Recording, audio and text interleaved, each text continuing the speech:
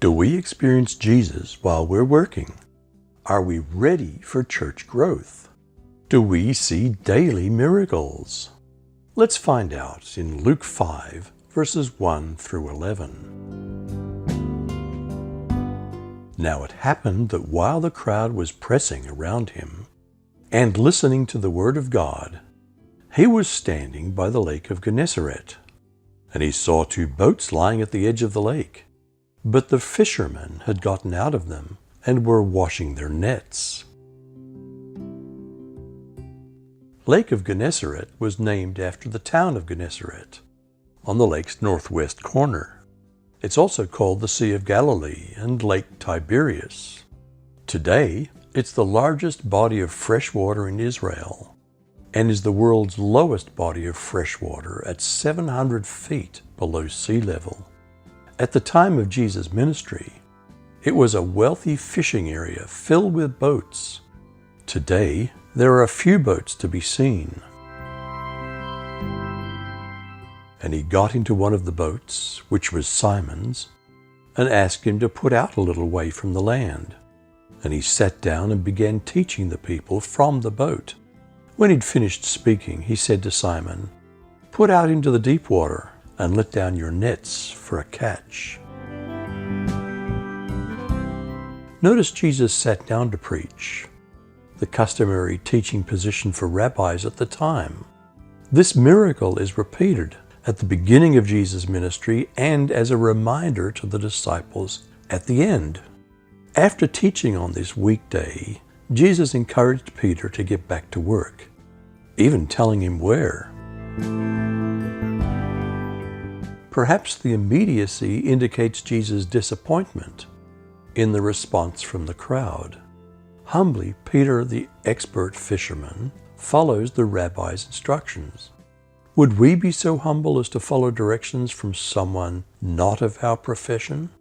Jesus now wants to bless Peter's work, as he wants to bless our weekday work. Simon answered and said, "Master, we worked hard all night and caught nothing, but I'll do as you say and let down the nets." When they'd done this, they enclosed a great quantity of fish, and their nets began to break.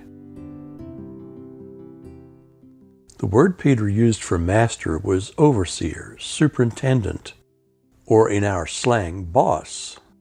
Is Jesus asking us to let down our nets? What are fish nets for? How is evangelism like letting down our nets?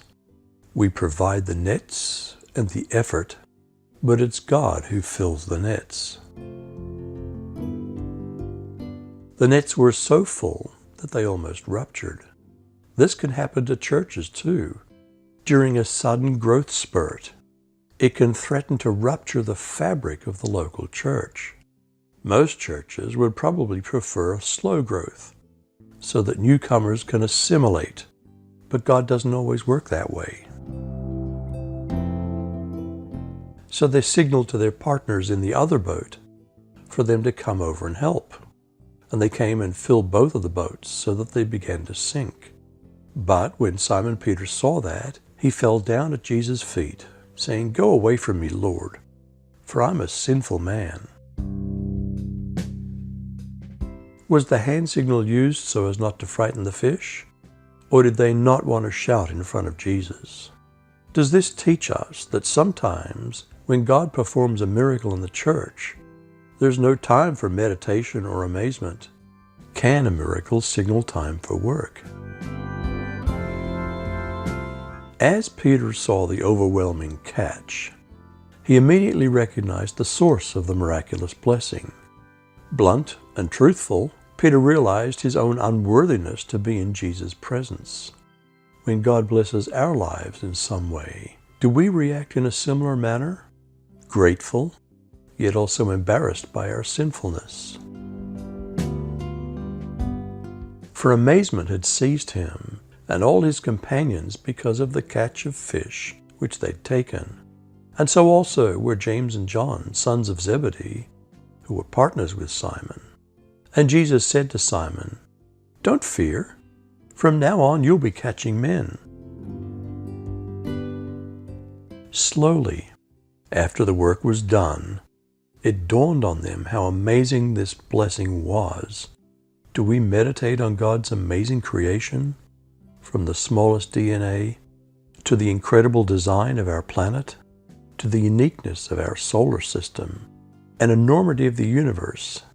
Does God's design amaze us? As fish are born out of water, so all disciples are born from the waters of baptism. Since that experience, Christians have, throughout history, described themselves as little fishes, and the symbol of a fish was used to identify a safe house, a Christian home, in the midst of persecution. When they had brought their boats to the land, they left everything and followed him. They forsook all for Jesus, but then for a moment after the crucifixion, returned to their fishing. After his resurrection, Jesus used a similar miracle to remind them who he is. Do we hold something in reserve, or have we left all our sinful life behind us to follow Jesus? Do we experience Jesus at work? Are we ready to put our nets in?